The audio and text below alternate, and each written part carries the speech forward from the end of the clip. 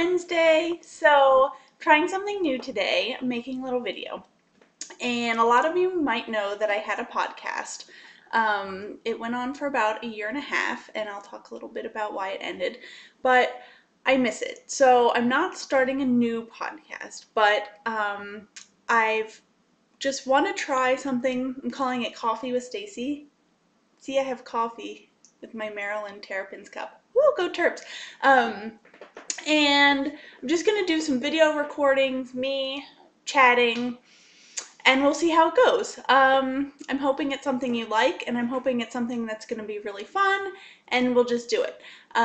So I'm not editing these at all. I just push start and I'm just talking, so I really want it to feel like you're actually just having coffee with me, like at a sit and stitch at a knitting or crochet group or something like that. And that ties into why the podcast ended. So I started Crochet Chat, the podcast, about, oh geez, I don't know, it was probably pushing 2 or more years ago, probably 3 years ago, and went on for about a year. And when I started, I said that there just weren't a lot of crochet podcasts going around. Getting Loopy, I think, had just ended, and I thought, oh, that would be something that's really fun because I like talking to people. And I said, I'll do it until I can't, it isn't self-funding anymore. So if I have to pay out of pocket to keep the hosting going, then I'll pull the plug. So I looked for corporate sponsors, like a yarn company or someone who would like to do an ad spot, and they weren't really interested in doing that for podcasts. I couldn't find anyone. And in case you don't know, that process is really time consuming, like emailing people. I have to drink the coffee if it's Coffee with Stacey. Being like, excuse me, I have a podcast. Would you like to give me, $20 for this month?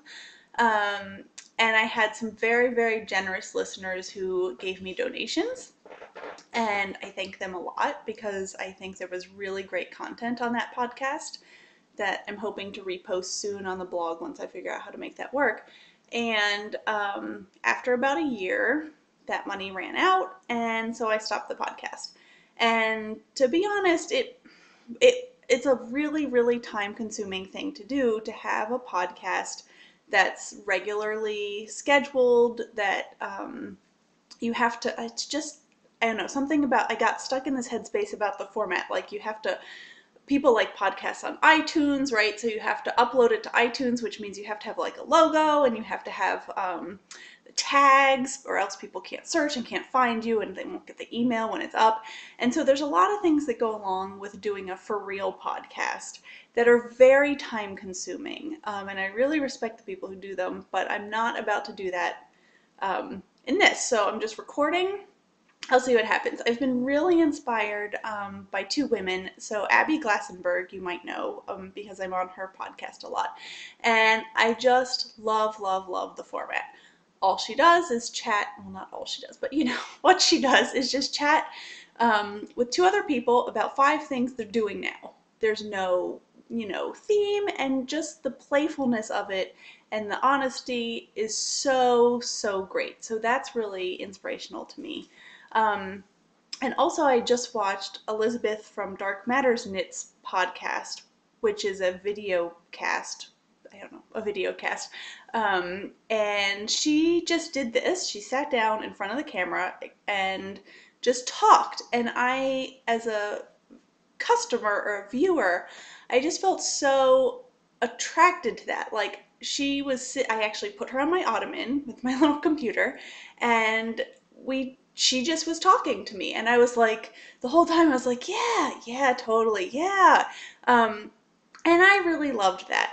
And so thank you, Abby and Elizabeth, for being great people. I will put some links in the blog post, so there, I'll put some links. Nothing more official. So I really loved that, and I just want to do the same thing here, because coffee break. I thought about knitting or crocheting while I was doing this, but I couldn't get the angle right, so we're not. Maybe sometime. Wait, before I say what I was gonna say, right now it's a very rainy day in Minnesota, well, it's not raining yet, but it's going to. And so it's really cloudy. And so the only place with enough light to actually do a video is in the middle of my hallway. Like, no lie, this is crazy. I'm sitting cross-legged up against a wall, and my computer, which is doing the recording, hey computer, is on a nightstand that is literally, I'm checking, less than an inch from the back of the stairs. So like if I sneeze, the whole thing's tumbling down the stairs. It's crazy, but this is how we're doing it. So maybe on a sunnier day, I can sit in a better place and we'll, you know, we'll see how it goes. So what was I saying? Oh, this is the thing about live unedited. I was talking about podcasts. Oh, I know what I was going to say. So sorry, this is me. The blog I've had since 2008, which is a really long time now, and or sorry, it's 2009. And there's some things I just feel like I want to chat about that are a really poor format for a blog. Um, you know, stories can get really too long, or you feel like you're not really conveying the right message if you just sit down and say like, hey, I'm going to talk about X, and it doesn't always come across the right way. So I'm hoping to do this sort of thing sporadically, and that it'll just be a way that people can connect with me differently. Because when I go to shows like Stitches or whatnot, I love talking to people in person, and people always have such a good time chatting with me, and I feel like that doesn't always get across in the blog format. So anyway, those are my hopes and aspirations and whatnot. And so please leave a message in the comments or let me know what you'd like me to talk about. My plan is that these are just 20-minute, like, tiny little things. I started today's on Work in Progress Wednesday because I thought it would be cool to just show what I'm working on, what I'm doing, and that would be like a good little segue. But I have a real passion for talking about business stuff. I don't know. What has worked for me, I don't know. People seem really interested in my Facebook group. What kinds of advertising does or hasn't worked for me, my experience as an independent designer, all those things I'm more than happy to talk about. And I think I've already told my dead hamster story in the podcast, so that's the best material I have. But anyway, so we'll see how it goes. And I have a little thingy on my computer, so if I'm looking down, it's because I'm looking at my computer. So let me show you what I'm working on. Okay. Well, first of all, I'll show you something I've finished, which I absolutely adore. It's a bead crochet necklace. So there, you can see it. This is what I was working on while I was away at Stitches South. I absolutely love bead crocheting, and it's a little intimidating at first because you have these little tiny beads and a little tiny needle and everything's really tiny, but it turns out to be a really great travel project. If you get a section of beads loaded, then they can't fall off once you start stitching. So what I basically did was I bought some random beads and put about half of a tube on at a time and just started making little lengths, and I didn't assemble the whole thing until I got home. So I just had piles, I showed this on the blog last week, like piles of these little bead crocheted like lengths like this big, and I just put them into a necklace, and I absolutely adore this necklace. I think it's so much fun. The one thing I would have done differently if I had, you know, thought this through was I would have either made all of the links this size, or I would have made one longer strand, but it just be single. So let me show you what I mean. Like if doing this all backwards, hold on. Okay, if I do this, can you see like if this were hanging around my neck, this length is sort of too big, so it hangs funny. And I mean, I guess that could be like a feature, like, you know, this belly button loop thing, or not. So it doesn't really happen with the smaller chains because they're so small and they're just fine. But like this thing, I had started with this and I was gonna make the whole necklace. I don't even know, but so it's a little crazy how that happens. And I actually can put this around my neck and wear it like that, like I got some serious necklace on. But That's the only thing I would really change. And that's why I really love this video format, because like I can just show it to you like that, but when I'm taking photos for Finished Object Friday, it's sort of like weird to be like, here's the ugly way that you can see it. I try not to do that too much. So that's what I've finished. In my head, occupying a really huge space in my head right now is my Kit Club. So if you don't know about my Kit Club, it's a subscription thing. You've probably heard of like Yarn in a Box, Indie Dyer clubs, things like that. It's a pretty similar concept. You get a kit that's an exclusive kit every other month. So I'll put the link to that up if it is really cool. So it's something that I work on a couple in advance, right? Because not only is there the special trick that we're doing to the pattern, there's also a goodie, and I try and line that up and everything. So that's like, 25% of my my cerebrum. So this month is going to be really good. So they ship the week of May 20th, and if you're not in, I highly recommend it because the deadline is deadline for signing up is April 30th. So I'm working on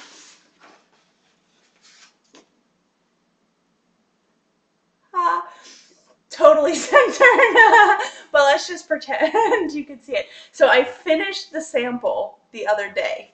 So it's about, it's very secret. It's so secret. But what I can say is that I'm incredibly excited about it. My husband, Tim, came home and said, "Oh, that's really cute," which is always a good sign because sometimes he says that and sometimes he doesn't say that. So it's a really good sign. It's the club for me is, so I had a lot of customers who were crocheting a lot of my patterns and they love them, and one of the points of my patterns is that I want them to be really accessible to everyone. So basically, once you've made my free ebook, I think you could walk onto my website and basically do any pattern that's there. And I love that about it because anyone can do almost any of them. But for people who are crocheting a lot of them, they were like, well, I'm sort of looking for like the next thing, like learning something new, maybe a little more difficult. And that's why I came up with the Kit Club, is like they're things that I don't really want to put on my website for everybody, because I don't necessarily want one of these to be the person's second amigurumi ever, but I want them to be available to people so that, they can keep learning these skills. And I think they're skills that would translate into lots of different kinds of crocheting. So like previously we had beading, like I came up with a little technique for beading as you crochet. That's something you can do whenever you feel like. So I think it's a really great experience, and this one has a couple of new things. That's all I'm gonna say. Also really exciting, since I'm not gonna tempt myself with lingering on that topic anymore. So I have the For Real Work in Progress Wednesday. This is actually embarrassing. So I'm taking something out of a bag right now. This is my Boneyard shawl, and I'm in one of those really awkward situations. Okay, so here's the Boneyard shawl. It's lovely. I absolutely adore Stephen West. His patterns are like exactly what I want to be doing when I'm traveling. I'm really into it. So anyway, this is Boneyard, which, looks like a mess. What, shawls always do when they're bundled up, but it's a triangle shawl with like a little pearl row accent, and it has some yarn overs and whatnot. So here it is. Looks great. This is Dragonfly Fibers. I bought this at Stitches West, but I just went in, I bought it, and I left, and I didn't like stay around and chat or know who the owner was or anything. And then at Stitches South, we did our Ravelry group meetup, and we went to a barbecue place, which was really good. I was so excited. And on the little shuttle bus back, because there was like no restaurants actually in the convention center area, which was really weird, but And the shuttle bus back, there was like this really sweet girl, and like she had a friend and whatever, and we were just talking, and I heard her say something like, I have a Maryland ear that's like this big, right? Like, woo! I heard her say something that sounded like it was from my homeland. And so I was like, oh, where do you live? Blah, blah, blah. And she lived lives like one street from where I used to be a nanny, and you know, her kids went to like this other high school that I had friends went to, blah, blah, blah, blah. So we talked, you know, for a while, but since it was dinner, no one has name tags on, like, you know, who wears a name tag to dinner? And so eventually, I guess I got around to asking what she did, and she was Miss Dragonfly Fibers. So it's kismet. Because if you know me, I'm not a yarn hoarder. Like, I don't buy a lot of yarn. I go to the show, and like, I think at South, like, the one thing I bought was some beads. I just don't buy a ton of stuff. And so the Dragonfly Fibers was this one skein that I bought, and it's like, I was just so drawn to this navy blue color and like her whole setup, and now I know why. Is because she's like a Marylander like me. We're best friends. So anyway, I never did find out her name. I have her card, but I didn't actually ask her name. It's how these conferences go. Crazy, crazy. So anyway, I'm knitting this thing. Here's what I have left. So this skein of yarn, I think, had 310, 330 yards. So the Stephen West patterns are really flexible. You can just, you know, stop when you want generally. And so I was just going, but I don't know if you can see, you need like a garter stitch edging to keep it from curling. I have about what you'd call 2 rows of a real garter stitch edging, and I have this much left, and I need to bind off. So you know, I had this like almost finished 2 weeks ago, and I've just been like delaying because I don't really know what to do. I mean, the real thing I should do is rip back 3 rows. That's really what I should do. Rip back 3 rows, knit more garter stitch edging so that I have enough to bind off with. So that's why has only the bind off left, because I haven't really felt like doing that. Yeah, sometimes knitting's like that. So crocheting too, but sometimes stitching is like that. I also just took a class on Craftsy called Creative Photography, which I really loved, and I highly recommend it. Oh, was the guy George? Oh, I hope his name was George. George, I think, was really lovely. So I take quite a few photography classes, and I don't have my camera. I'll do a whole different thing on my camera. I have a high-end point and shoot. So it looks like a point and shoot. I mean, it is a point and shoot because you point and shoot. It's really small, no interchangeable lenses, but it shoots in RAW.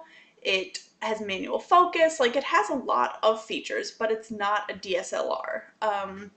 Because my philosophy is sort of that if I don't have it with me, like my friend Kelly, who is a photographer, says, the best camera to have is the one that's with you, because that's when you're going to take photos.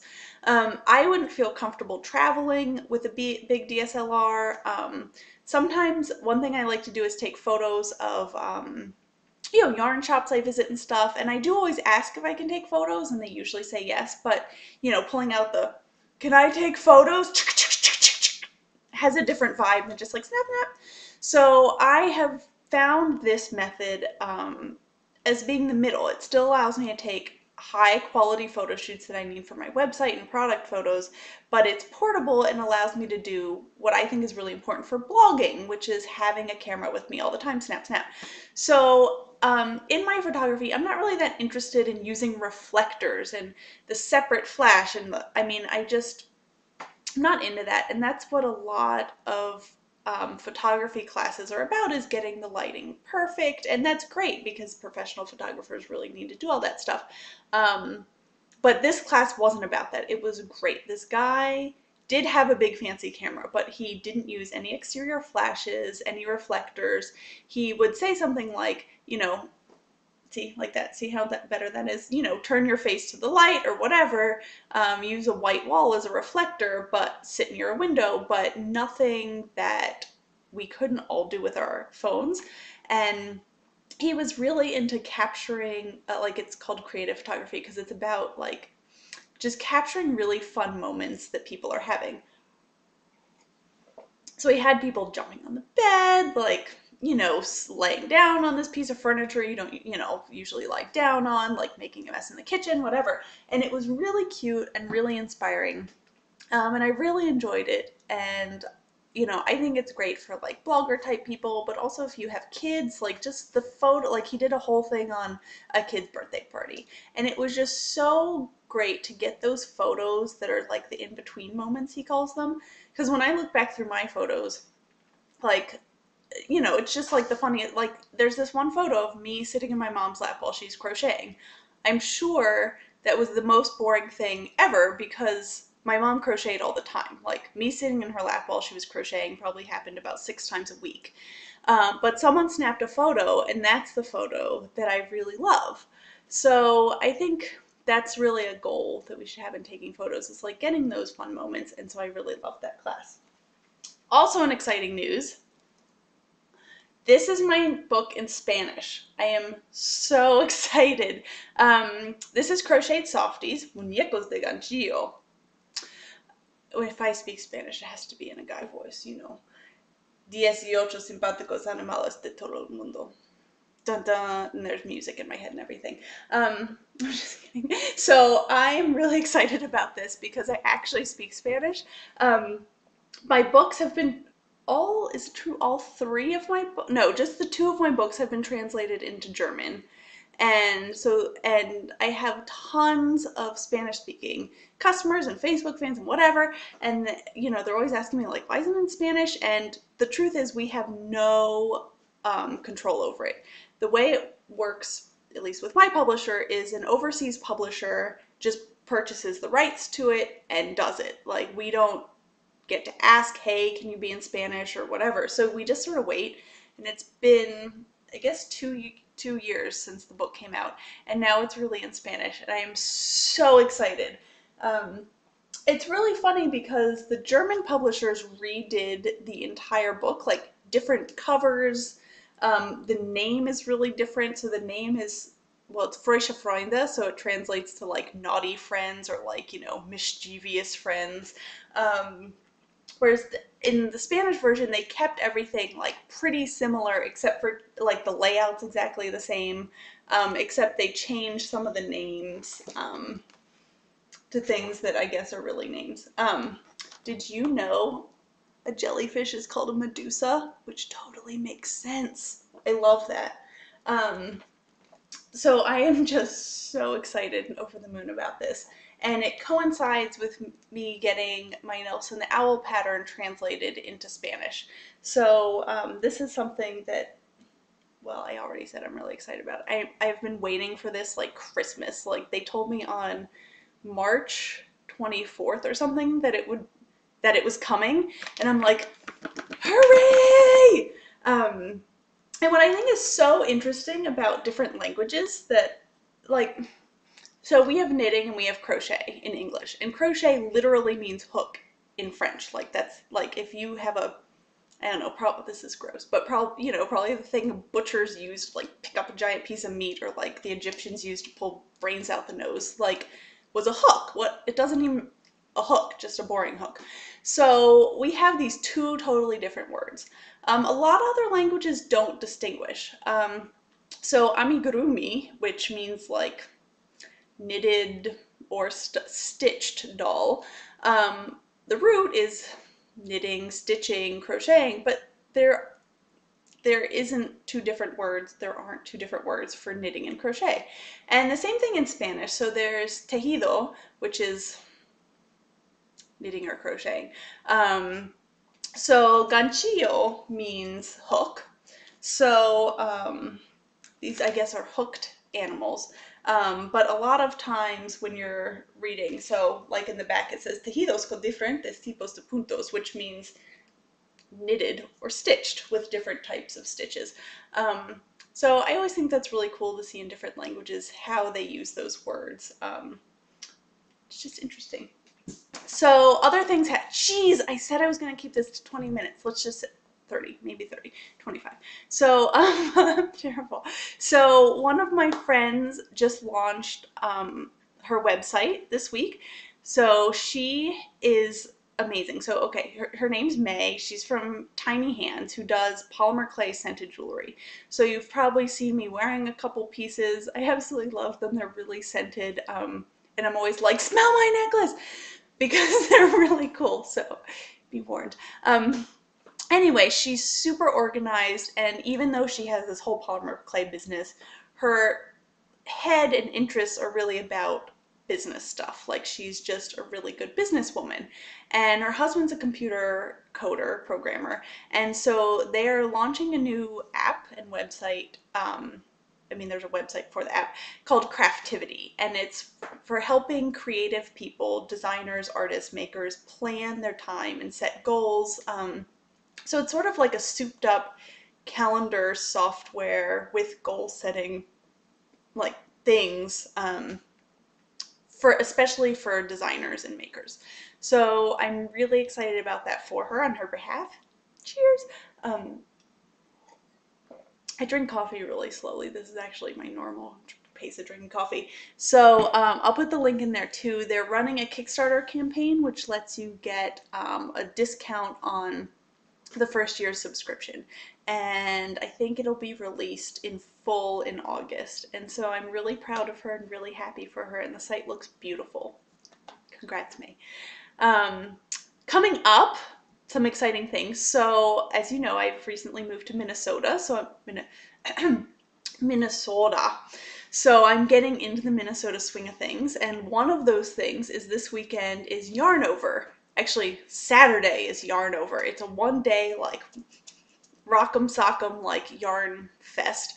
And some of my really good friends from my teaching life are coming into town, so I'm excited about that. So Marley, Melissa Leitman, Daniel, there's other great people too, but you know, like, some of my real favorites, are coming into town, my new homeland, and they teach, and there's a market and stuff like that. So I'll put up that link if you are in the Minnesota area, which I guess includes South Dakota and Iowa, maybe Wisconsin, then I think it's going to be fun. I actually don't know what it's going to be like. There's a roster of amazing teachers, and so I can only assume it's really amazing.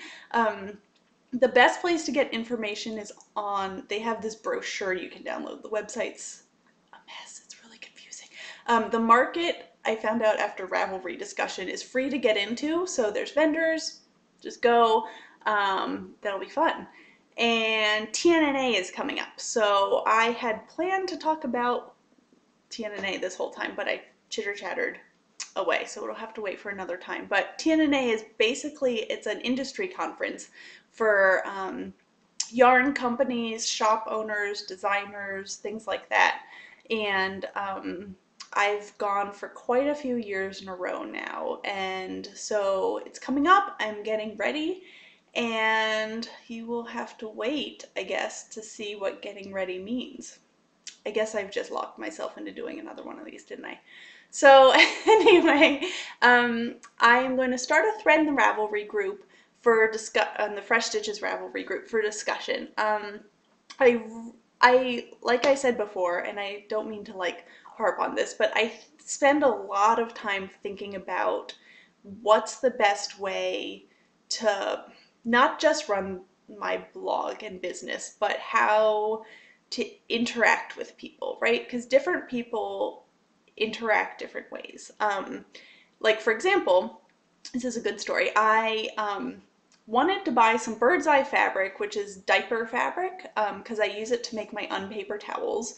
We're a no paper towel household. And I want more. So I wanted to order it, and it was back ordered, and so I was like, fine, whatever. I placed the order, but it took it out of my cart. And I tweeted them, and I was like, can you help? Because that seemed way easier than calling. I'm not really a calling person. And they replied, they fixed it, everything's fine. It was perfect, but that existed because they were in the Twitterverse, right? So as a person who's just me running this business, I really spend a lot of time thinking about how to spend my time and how to communicate with people in a way that really reaches out to them. I'm hoping video is something that people will really enjoy, and I fantasize that it will, like in my perfect world, here's what you like write in and you say like, hey Stacey, like I was thinking of going to TNA, I'm just a starting designer, like how do I tell if it's worth it or not? And then I get to chat about my opinion, and then we go over to Ravelry and we have a back and forth and we just have this conversation that in some ways is separate from the blog.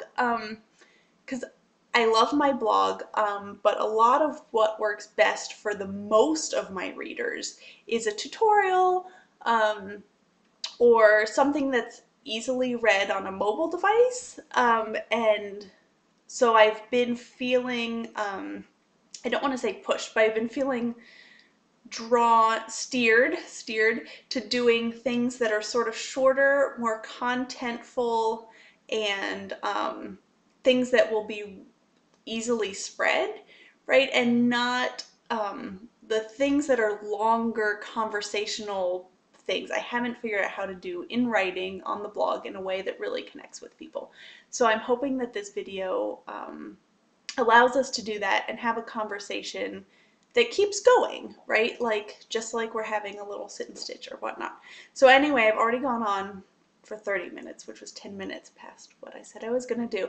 I've really enjoyed this. Please let me know what you think. I'm open. I'm always open to suggestions, and I will be putting notes at the bottom of the blog post. So if you're seeing this on YouTube, you will want to pop over to my blog, search for Coffee with Stacey, and you'll find that this is show 1. I don't know if I should even call it show, I haven't picked that yet. And you'll find the blog post, which will give you the links to some of the things that I chatted about today. So thank you so much for taking the time to listen to me ramble today, and I hope to see you on Ravelry, or leave a comment. Thank you so much.